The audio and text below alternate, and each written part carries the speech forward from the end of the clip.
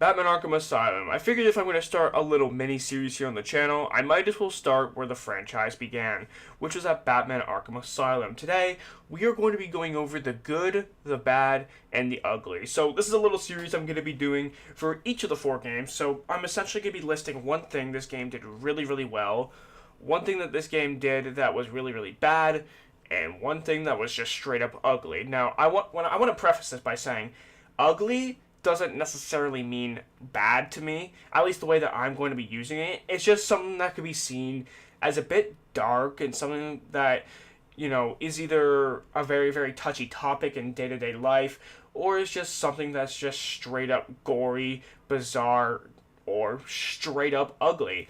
But that doesn't necessarily mean it's a knock on the game. That doesn't necessarily mean it's an overall bad thing, but I just thought this would be a very cool video idea, and I'm going to be doing this for the 4 Batman Arkham games. So if you guys enjoyed this video, make sure to leave a thumbs up, make sure to subscribe for more content, and without wasting too much of your time, let's get into the video. Starting off with the good. What does this game do better that stands out from any other game? Well, I think it's very, very well known that this game did the atmosphere the best, right? Out of all the Batman Arkham games, there is no game that has that creepy aura, you know, horror game type feel compared to Batman Arkham Asylum. And I think there's a couple different reasons for that, right?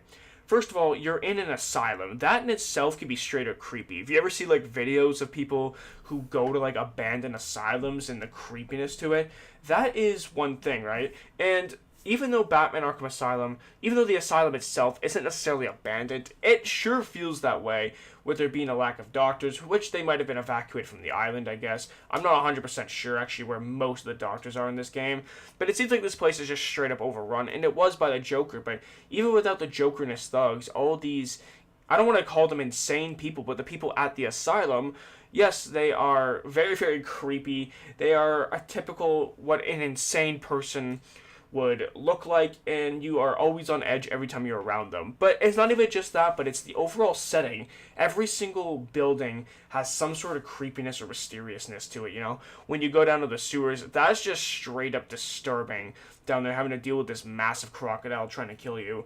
Or, you know, you can think of any other sort of building in this game, and it's most likely going to feel just straight up creepy. You're gonna want to leave is essentially the point. But that's a really good job though, and something that the other games weren't able to quite replicate as well. So I would say that the atmosphere is definitely the good about this game. When I talk about the bad, it's kind of tricky to think of one specific thing that this game did that was bad, because I don't want to like be too harsh on it, because it was the first game of the franchise, yada yada yada, right? And all the other games improved on these things, so again, I don't want to just crap on it too much, but at the same time, that just because it was the first game doesn't mean it's not open to criticism at the same time. So what I say here, don't get too offended, don't, you know, take it with a grain of salt is what I'm going to tell you. But that would be the boss fights. The boss fights in this game were just awful. I know that they were a last-minute addition. They weren't meant to be in this game originally. However, I'm not a huge fan of the boss fights in this game, mostly because of how repetitive they are. It's the same thing over and over and over again. Like, even Bane is pretty repetitive. He's just a little bit more overpowered compared to them, but he's not even overpowered, but he's more powerful than the other Titans, but he's essentially the same thing. And don't even get me started on that Joker boss fight. That is probably the worst boss fight in the entire franchise. Like, I don't think that there's a single boss fight that's worse than that. And the game would have been better off without it. If it was just a cutscene at the end where Batman's beating up Joker, that would be better than what we got here. But again, like I said, I don't want to be like too harsh on it, because it was the first game of the franchise. They were just kind of figuring this stuff out. They're figuring out how to make good boss fights, and alongside a good campaign with an open world. I get all that stuff. I don't want to be too harsh on it. It wasn't like straight up unplayable, but it wasn't good either. Every time that these Titan boss fights come up, I'd kind of rather just straight up skip them. And it has nothing to do with like the combat in and of itself, because while it did do the combat the worst in this franchise, I still enjoyed it. It was still good enough to where you can have an enjoyable experience playing it. Whereas for me personally, I just didn't have the best time fighting these Titans. It just wasn't very much fun to me. Last but certainly not least, it is the ugly. The thing that makes this game I don't know how to phrase it other than ugly. And this game is actually the perfect description to have the good, the bad, and the ugly. And like I said, the ugly, it's going to be a bit of like a touchy subject, but the ugly is Batman's mental health. And it's going to be a common theme that you're going to see throughout the course of the franchise. But it's not just Batman's mental health, it's on top of the Scarecrow sections, him being gassed by the fear toxin. Those two things combined making Batman relive these harsh, awful, traumatizing memories of what happened to his parents.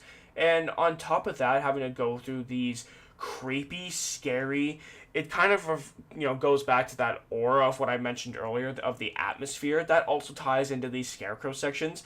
But this is just straight up ugly because it's making Batman kind of play into his biggest fears, the thing that he fears the most in his world, in his head, I guess you could say. And it's something that mental health is one of those things that it's a very touchy subject. It can be very tough to kind of talk about this stuff. And I think that with Batman specifically, because he's such a big macho man who can deal with anybody, he's the world's greatest detective, he's such a smart guy, that it kind of a bit of a dark theme that he has all these fears to deal with, and it seems like he doesn't have anyone to talk to about it, or that he doesn't want to talk about it and get it out himself. And it's a very dark theme, like I kind of said before, and it's something that's been underlying throughout the course of the entire franchise. And I said it's a common theme, but it's also something that kind of gets overlooked, I think, a lot of times when you talk about the Batman Arkham franchise. It's just Batman's mental health. And it's considered the ugly because there's a lot of darks to it, even for a guy like Batman who is meant to be a light, a beacon. Even though he's the Dark Knight, he's also a shining figure of someone to look up to and someone to try to replicate or and try to be like it some sort of way, stand up for yourself kind of person. But Batman still has his own demons to deal with that Scarecrow tries to exploit multiple times throughout the games. And it's a very, very dark, touchy subject because of all the unresolved trauma that Batman still deals with, even, probably over 20 years after the incident with his parents. And guys, this has been Batman Arkham Asylum. The good, the bad, and the ugly. Let me know what your 3 picks are down in the comments. What's your good, what's your bad, and what's your ugly? It wasn't necessarily the easiest pick, and I didn't want to just straight up pick up, cop-out answers, But there's nothing that Batman Arkham Asylum truly did the best other than that atmospheric feel. So that one was a bit of a cop-out answer, you could say. But it's also the only really true answer to this franchise.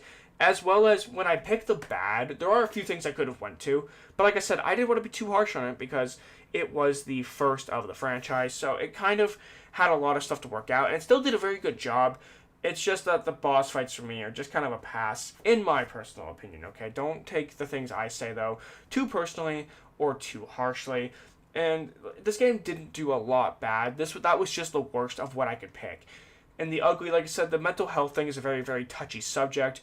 Anybody out there who is struggling, please talk to someone, please get help. It's always a better alternative than harming yourself or even taking your own life in some cases, alright? So I just wanted to touch on that really quickly for you guys. Thank you guys so much for watching. If you guys enjoyed, make sure to leave a thumbs up. Make sure to subscribe for more content. And for Batman Arkham City's good, bad, and ugly will probably be coming out sometime in the next week. So thank you so much for watching, and I'll see you guys later. Peace!